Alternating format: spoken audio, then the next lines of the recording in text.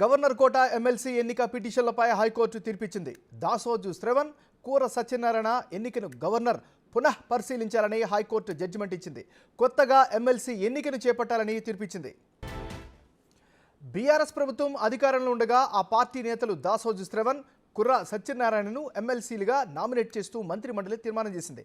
Governor Tamilisai గత ఏడాది September 19న తిరస్కరించారు. గవర్నర్ నిర్ణయాన్ని సవాల్ చేస్తూ వారిద్దరూ హైకోర్టును ఆశ్రయించారు.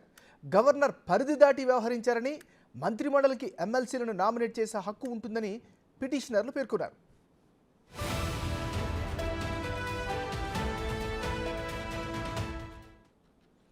రైట్గా గవర్నర్ కోట ఎమ్మెల్సీ ఎన్నిక పిటిషన్లపై హైకోర్టు తీర్పిచ్చింది. ఇదే అంశానికి సంబంధించి మరింత తాజా సమాచారం అందించేందుకు మా డిప్యూటీ బ్యూరో చీఫ్ సాదిక్ లైవ్లో సిద్ధంగా ఉన్నారు. సాదిక్, చెప్పండి, మీ దగ్గరున్న అప్డేట్స్ ఏంటి?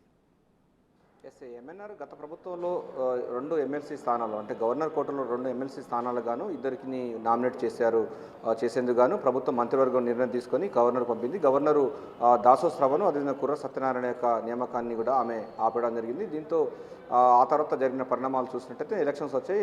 నేపథ్యంలో వాళ్ళందరూ కూడా కొత్త ప్రభుత్వం ఏర్పడిన తర్వాత ప్రొఫెసర్ కోదండరాము, అదే ఎమ్మెల్సీ స్థానాలకు సంబంధించిన గవర్నర్ కోటలో ఎమ్మెల్సీ స్థానాలు గాను ప్రొఫెసర్ కోదండరాము, అదేవిధంగా అమీర్ అలీ ఖాన్ కూడా ఇద్దరు పేరును కూడా ప్రపోజ్ చేస్తూ కూడా గవర్నర్కు చెప్పడం జరిగింది. గవర్నర్కు ప్రపోజ్ పేరుతో వారిని నియామకం ఇస్తూ కూడా నోటిఫికేషన్ జారీ చేసింది. దీన్ని సవాల్ చేస్తూ బీఆర్ఎస్ పార్టీకి సంబంధించినటువంటి దాసో శ్రవణ్, కుర్ర సత్యనారాయణ హైకోర్టును ఆశ్రయించిన విషయం తెలిసిందే. ఈ అంశంపైన కూడా హైకోర్టు ఈరోజు కీలక తీర్పునిచ్చడం జరిగింది. ప్రధానంగా ఇచ్చినటువంటి దాసో శ్రవణ్ ఇచ్చినటువంటి తీర్పు, అంటే అంశాన్ని పిటిషన్ రద్దు చేస్తూ, అంటే పూర్తి స్థాయిలో డిస్పోజ్ చేస్తూ కూడా గవర్నర్కు స్పష్టమైనటువంటి అంశాన్ని కూడా తెలియపరిచింది. ఈ అంశాన్ని ఒకసారి పునఃపరిశీలించాలని చెప్పడం జరిగింది. కానీ రాజ్యాంగంలో మాత్రం గవర్నర్కు ప్రత్యేకమైన అధికారులు ఉన్న నేపథ్యంలో గవర్నర్ యొక్క విచక్షణ అధికారుల ప్రకారంగా ప్రస్తుతం ఏం చేయబోతున్న పైన కూడా ఇప్పుడు ఆ ప్రభుత్వ వర్గాలను అయితే ఒక చర్చ అయితే ఉంది.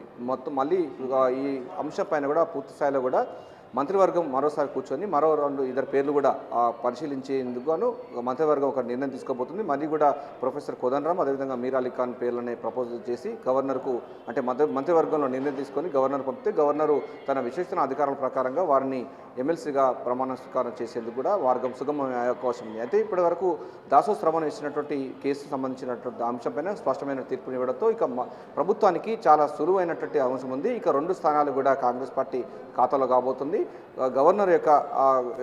గవర్నర్ సంబంధించినటువంటి ఎమ్మెల్సీ కోటలో 2 స్థానాలు కూడా ఇటు ప్రొఫెసర్ కోదండరామ్, అదేవిధంగా మీర్ అలీ ఖాన్ జర్నలిస్ట్గా ఉన్నారు. ఆయన వివిధ రంగాలు, అంటే మనకు ఎంఎన్ఆర్ దీంట్లో గవర్నర్ సంబంధించిన కోటలో వచ్చినటువంటి 2 స్థానాలు కూడా వివిధ రంగాల్లో వాళ్ళు ప్రాముఖ్యత అనే విధంగా వారి యొక్క సేవలు అందించిన వారికి ఇచ్చేటువంటి అంశం ఉంది. దాంట్లో విద్యారంగంలో విద్యావేత్తగా ప్రొఫెసర్ కోదండరామ్ ఉన్నాడు. జర్నలిజం రంగంలో ఉన్నతమైనటువంటి నేపథ్యంలో సిఎస్ఆర్ ఎడిటర్గా ఉన్నటువంటి మీర్ అలీ ఖాన్ సంబంధించిన పేర్లను కూడా ప్రభుత్వం అయితే సిఫార్సు చేసింది. అదే మళ్ళీసారి కూడా మంత్రివర్గంలో నిర్ణయం తీసుకొని వారి పేరే మరోసారి కూడా పంపించడానికి ప్రభుత్వం అయితే ఏర్పాటు చేస్తున్నట్టుగా తెలుస్తుంది. తాజాగా వారి పేరును కూడా ఖరారయ్యే అవకాశం అయితే కనబడుతుంది. సో ఇప్పటికీ ఈ పాత సంబంధించిన కేసును మొత్తం పూర్తిగా డిస్పోజ్ చేయడం జరిగింది. కొత్త నోటిఫికేషన్కు మార్గం సుగమమైంది. సో రేపు మాపో క్యాబినెట్ సంబంధించినటువంటి సర్క్యులేషన్ మీద, లేకపోతే క్యాబినెట్ అప్రూవ్ చేసిన తర్వాత ఈ ఇద్దరు పేర్లు మరోసారి కూడా గవర్నర్కు పంపబోతుంది క్యాబినెట్.